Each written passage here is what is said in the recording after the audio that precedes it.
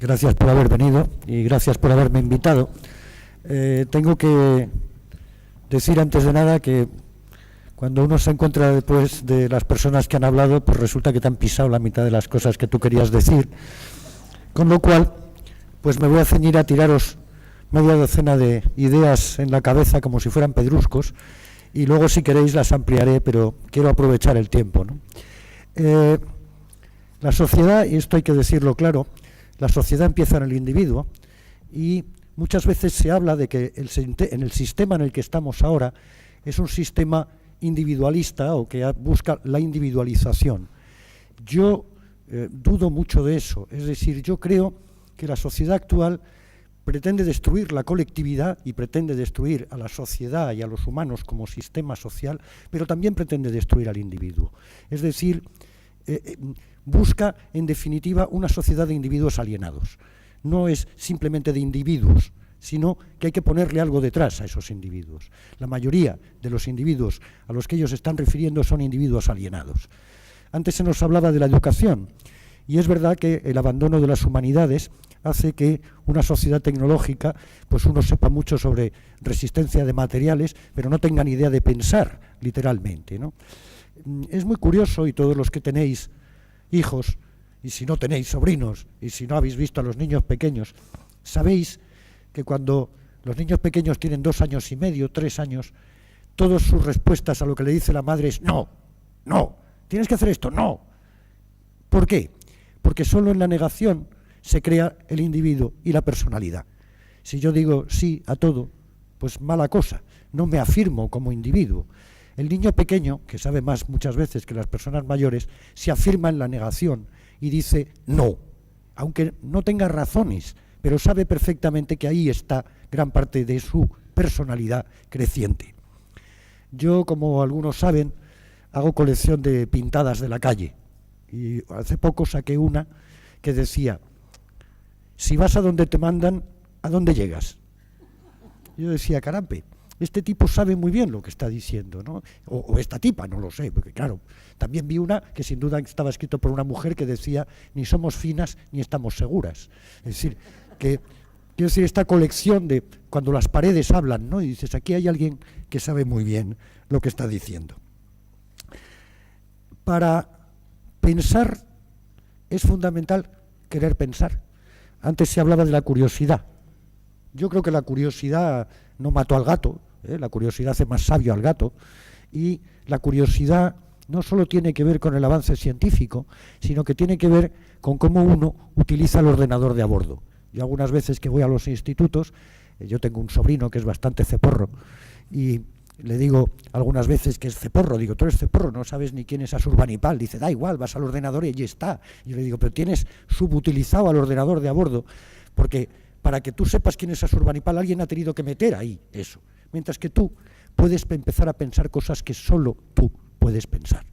Y por lo tanto, tu ordenador es un ordenador que no está programado, sino que te lo quieren programar. Y por lo tanto, lo que tienes que hacer es empezar a pensar con pensamiento libre. ¿Cómo se llega al pensamiento libre? Voy a soltar las ideas unas de otras. Pensar es dudar, se ha dicho antes. Pensar es cuestionar y explorar. Pensar es no aceptar sin cuestionar. Yo estuve dando durante muchos años clases en la universidad, en la Escuela de Sociología y en varios lados, y yo siempre decía, ¿qué sentido tiene que yo al estudiante le diga A y a final de año el estudiante me responda A? No tiene sentido, no vamos a ningún lado. La base de la dialéctica es que yo diga A, tú digas B y empecemos a discutir, porque así el pensamiento crece con nosotros y con nuestro discurso. Por lo tanto, lo importante es buscar respuestas trascendiendo los esquemas del pensamiento dominante. Hay un pensamiento dominante, lo que hay que hacer es poner en duda ese pensamiento dominante e intentar buscar respuestas a ese pensamiento dominante para que no te suceda cuando ya tienes todas las respuestas, de pronto te hacen preguntas que no te esperabas. Por lo tanto, de alguna manera, mantener el coco abierto y buscar esas respuestas. Pensar significa, primero, establecer sobre lo que se va a pensar.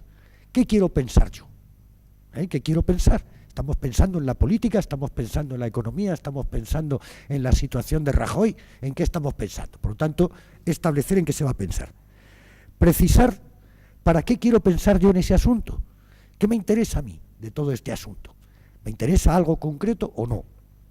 Después, consignar los objetivos de tu reflexión. Y por lo tanto, convertir esa supuesta meta a la que yo quería saber pensar en unos objetivos concretos. Tengo que especificar el tiempo a dedicar. Esto es como un estudio cualquiera. Voy a estudiar inglés, voy a darle 4 horas a la semana. Bueno, pues sentarse a pensar tiene un esfuerzo y una dedicación de tiempo. Por lo tanto, hay que dedicar tiempo a pensar. Por eso mismo la gente no quiere, se ponen enfrente de la televisión y dicen, así no pienso, así no pienso. Y dicen, claro, pero si es que se trata de todo lo contrario, se trata de que pienses, y es invertir tiempo. Yo entiendo que hay que invertir tiempo. Y nunca viene de más registrar lo escrito. Registrar lo pensado en escrito. Yo le digo muchas veces a los alumnos, hay una manera fácil de aprender. Tú coges un libro y empiezas a leer, empiezas a subrayar lo que te parece importante. Cuando terminas el libro, lo vuelves a abrir y lees solamente lo que has subrayado, pero entonces sacas lo más importante en un papel. De tal manera que has leído 3 veces y al final en ese papel tienes la esencia básica, el esquema, el espinazo central de lo que te dice el libro.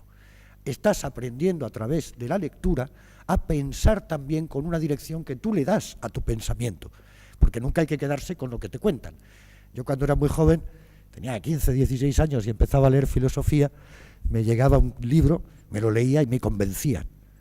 Después, ¿qué pasaba? Leía un tío que decía lo contrario y me convencía. Y yo decía, Dios mío, ¿qué sucede? Sucede que yo tenía poca formación. Un día cayó en mis manos un libro que se llamaba La crítica de la crítica crítica. Y dije, atiza. Era de Marx, todas estas. Un tipo había escrito un libro de filosofía, otro había hecho una crítica, luego había hecho una crítica de su crítica, y Marx terminaba haciendo una crítica de la crítica crítica. Entonces, rayos, ¿era tan importante llegar hasta ahí? Pues sí, porque en cada concepto de la crítica hay construcción de pensamiento. Lo voy a decir de otra manera. En los años 70 todo el mundo llevaba un libro que se llamaba el Anti-Düring, de Engels, debajo del brazo. Y yo le preguntaba a la gente, ¿pero tú has leído a Düring? Nadie había leído a Düring, se leían el Anti-Düring. Yo entré a leer a Düring y me di cuenta de que era imposible, era un horror. Pero claro, el libro de Engels no era simplemente decir este tío no tiene razón, sino que a través de eso construía teoría. Y eso era lo importante del Anti-Düring, que construía teoría. Pero nadie se había leído a Düring, lo cual no habíamos perdido nada con eso.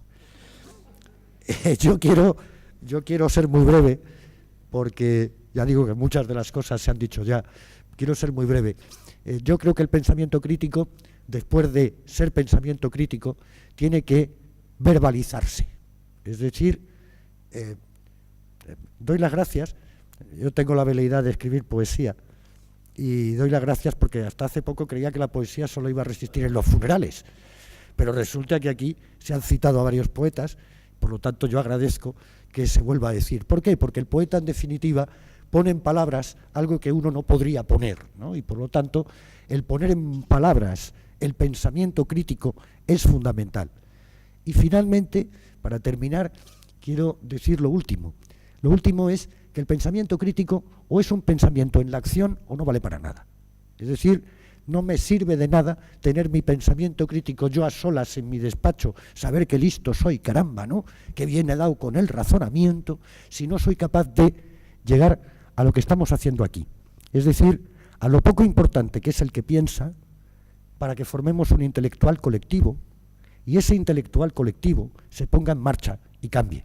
Recordad la famosa frase de Marx, ya los filósofos han intentado explicar un mundo un montón de veces, ya ha llegado el momento de cambiarlo. Y si queremos cambiarlo, lo que primero que hay que hacer es pensar críticamente, poner en voz alta esta crítica, asociarnos en ese intelectual colectivo y cambiarlo. Muchas gracias.